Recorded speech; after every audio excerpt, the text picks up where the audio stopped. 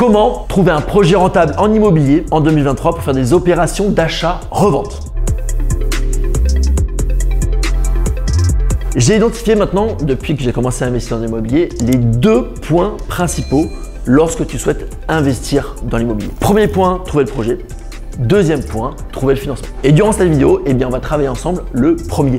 Et je veux vraiment que ce soit clair pour tout le monde et que vous puissiez exactement faire ce que je vais vous dire durant cette vidéo. La première chose que vous devez faire, avant d'aller même regarder les biens, avant d'aller chercher les secteurs, c'est définir votre capacité d'emprunt. Combien vous pouvez emprunter? À partir du moment où vous avez votre budget, là vous allez pouvoir commencer un petit peu voir la suite. Mais la première chose, encore une fois, je le répète, c'est de combien vous disposez pour pouvoir faire une opération. Alors pour ça, il y a plusieurs solutions. Soit vous pouvez calculer votre taux d'endettement, soit autre solution, vous allez voir différentes banques et vous allez leur poser la question par rapport à votre dossier personnel. À partir du moment où vous allez avoir votre capacité d'emprunt, il va falloir maintenant définir un secteur d'activité. Où est-ce que vous allez chercher à investir pour justement réaliser ce type de projet? De mon point de vue, il est beaucoup plus intéressant d'investir proche de chez soi et de devenir un expert dans son marché plutôt que de s'élargir à la France entière et pire à l'international. Donc de mon point de vue, encore une fois, il faut vraiment se sectoriser. Plus on va limiter les secteurs, plus justement on deviendra un acteur principal de ces secteurs. Donc la première chose ensuite, c'est d'investir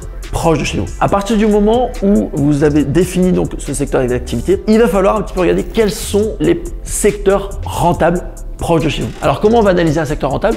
On va tout simplement prendre en considération plusieurs paramètres. Premièrement, on va regarder l'attractivité de ce secteur-là qui se traduit par l'évolution de la population. On va regarder aussi les investissements qui sont prévus. Est-ce qu'il y a une grosse entreprise qui s'installe, qui va donc créer de l'emploi, qui va ramener du monde? Bref, à partir du moment où il y a du développement qui est prévu justement dans ce secteur, qui va permettre de l'attractivité de celui-ci, évolution de la population positive et donc par la suite un prix au mètre carré qui continuera d'évoluer. Une fois qu'on aura maintenant identifié ces secteurs-là, dans ces secteurs-là, il va falloir identifier qu'est-ce qu'un projet rentable. Parce que suivant les secteurs, on peut très bien faire une opération qui peut être très intéressante dans un type de secteur, mais qui n'est absolument pas recherchée dans un autre secteur. Par exemple, on peut très bien faire des opérations où on va faire de la division de l'eau pour créer des petits studios à côté de l'université, alors que dans des coins un petit peu plus urbains, ça n'aura aucun intérêt de faire ce type de projet. On va plutôt aller chercher de la maison. Cette fois-ci, on fera de la division parcellaire et pas la division de l'eau immobilier pour justement construire par derrière d'autres petites maisons. Donc ça, c'est hyper important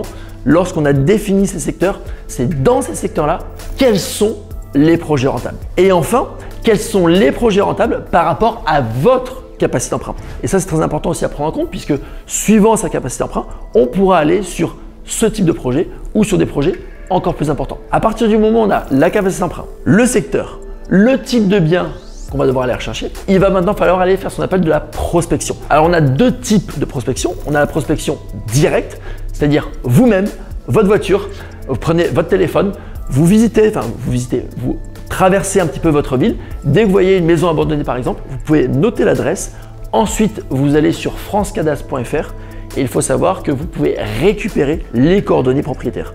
Il suffit simplement de les contacter et de voir s'ils sont vendeurs ou pas. L'avantage de ce type de prospection, c'est qu'on va trouver des biens qui sont off-market et donc qui interviennent avant la mise en vente de ceux-ci. Et forcément, on peut avoir des prix beaucoup plus intéressants. Donc certes, ça prend du temps, mais les résultats sont encore plus intéressants que si on faisait de la prospection indirecte. Prospection indirecte, c'est de la prospection par rapport à n'importe quoi d'affaires. Alors beaucoup de gens aujourd'hui se cantonnent uniquement aux agents immobiliers. Certes, il faut aller voir les agents immobiliers, mais pas que. Il faut aller voir les notaires, les syndics, les gardiens, généalogistes, même les mairies urbanisme par exemple. Il faut savoir que certaines mairies vont vous proposer directement des projets immobiliers. Ils ont un ancien bâtiment qui était pour la poste, un ancien bâtiment qui était pour la chambre des commerces. Ils revendent ce bâtiment. L'avantage, c'est qu'ils le revendent toujours à des prix extrêmement attractifs. Simplement, ils feront un appel d'offres et la personne qui viendra avec le plus beau projet repartira avec le dossier en cours. Donc pour résumer, vraiment, si tu veux trouver un projet rentable, vraiment la marche à suivre, c'est 1. On va définir ta capacité d'emprunt. 2, on va définir ton secteur d'activité. 3, dans ce secteur-là, par rapport à ta capacité d'emprunt, qu'est-ce qu'un projet rentable? Et ensuite, on va faire la deuxième partie qui revient maintenant à la prospection. Donc prospection directe et prospection indirecte. Si tu souhaites en savoir plus pour l'immobilier, la première chose que tu dois faire, c'est premièrement t'abonner à ma chaîne puisque chaque semaine, je te donne du contenu, des fois du contenu comme ça éducatif et des fois directement du contenu sur les différents chantiers, sur les projets que j'ai en cours. Deuxièmement, sache que j'organise une conférence en live, tu retrouveras le lien directement sous cette vidéo. C'est 100% en live, c'est gratuit. Et durant cette conférence, je vais te parler de mon parcours, de mes expériences dans l'immobilier. Ensuite, je vais te donner 3 méthodes et astuces pour réaliser une opération d'achat-revente rentable. Et à la fin, eh bien, je reste 1 heure avec toi pour répondre à toutes tes questions. Je te retrouve lors de ce live et sinon, eh bien, on se voit la semaine prochaine dans une nouvelle vidéo.